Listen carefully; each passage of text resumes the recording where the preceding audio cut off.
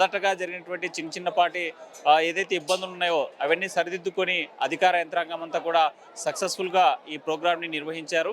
అయితే రేపటి రోజున రథోత్సవం జరుగుతుంది. ఈ రథోత్సవం చూసేందుకు ప్రజలంతా కూడా భక్తులు పెద్ద ఎత్తున వేచి చూస్తున్నటువంటి పరిస్థితి ఉంది. అయితే ఇవాళ రాత్రి వెళ్ళేటువంటి భక్తులు ఎవరైతే తిరుగు ప్రయాణం అవుతున్నారో వారందరికీ కూడా ఎక్కడ ట్రాఫిక్ ఇబ్బందులు లేకుండా అధికారులు చర్యలు తీసుకున్నటువంటి ఆ పరిస్థితి కనిపించింది. అయితే పాగాలంకరణ ఘట్టంలో ప్రధానమైనటువంటి అంశాల్లో మనం చూసినట్లయితే మహాన్యాభిషేకంతో పాటు రుద్రాభిషేకం అయిపోయిన తర్వాత పూర్తి స్థాయిలో ఆ బ్రహ్మరంభిక మల్లికార్జున స్వామి కళ్యాణ మహోత్సవం మరి కాసేపట్లో ప్రారంభమవుతున్నటువంటి నేపథ్యంలో భక్తులు పెద్ద ఎత్తున తిలకించేందుకు సిద్ధమవుతున్నారు.